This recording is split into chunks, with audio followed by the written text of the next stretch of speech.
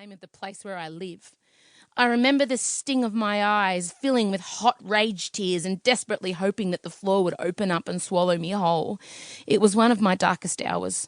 My teacher wasn't finished with me, though. She then took me aside after class and told me that my writing and spelling needed work, that I was on the cusp of high school, and while obviously I would never be a writer, I did need to know how to spell and scribe simple words so that I could make something of myself. Now remember, this was the late 80s, and teacher could still tell you the painful truth without consequence. Not to be too dramatic about it, but that teacher crushed me. She stomped her sensible shoes all over my creative spirit.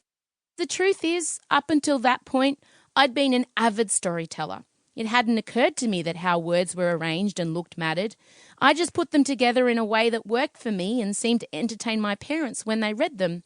My bedroom was full of notebooks, filled with the wild tales I'd make up instead of doing actual schoolwork. I also loved reading and dreamed of someday being like Judy Blume, Enid Blyton and Roald Dahl. But I stopped inventing stories after that incident. It took me many, many years for me to share my writing again. In fact, it wasn't until Twitter came around and the editor of the website Mamma Mia, Mia Friedman, told me she thought I should start writing articles. She said that she loved the way I put words together in my tweets and that I should have a crack at putting a few more words together in the form of an article. This made my heart sore because I thought maybe I could be a writer again. Soon, though, the insecurities of my youth came back to haunt me.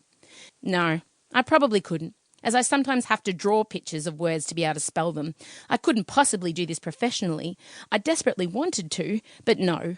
The public would surely think me a serial killer upon reading my strangely constructed sentences. When I explained the whole spelling grammar situation to Mia, she said she had magic wizards to fix the mistakes before my columns were unleashed on the world, and well, that was that. Now here I am, writing an entire book. I've gone and done this thing. I wrote every word, not a ghostwriter in sight.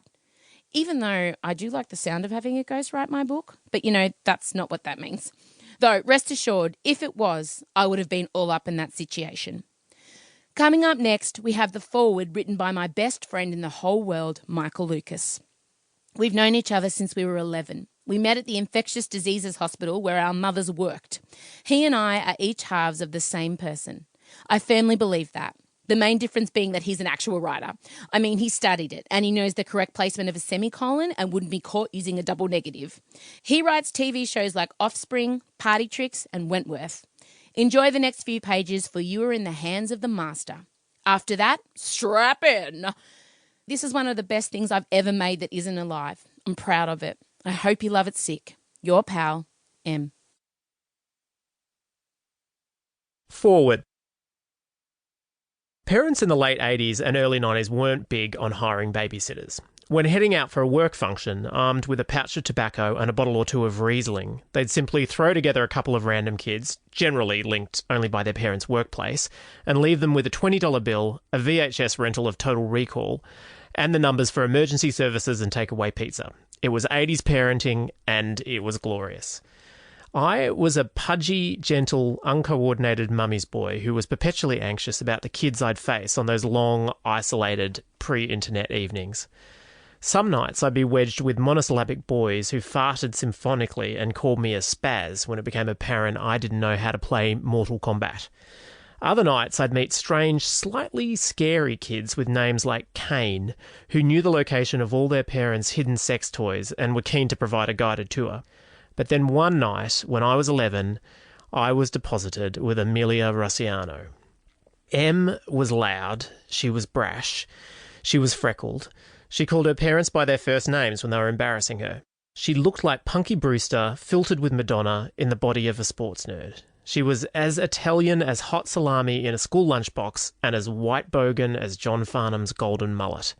She could deliver word-perfect quotes of every Olympia Dukakis line in Still Magnolias. She could smash a family-sized pizza. She could Vogue. In short, she was everything a nerdy, pop-culture-obsessed pre-gay could ever wish for, and I knew at once our couch time would become a sacred ritual. The preteen Em really knew how to fashion a couch for ultimate comfort. At a pinch, she would procure supplementary pillows from the bed in a dedicated mission to construct a veritable Taj Mahal of cushion bliss. We would thoroughly nestle in,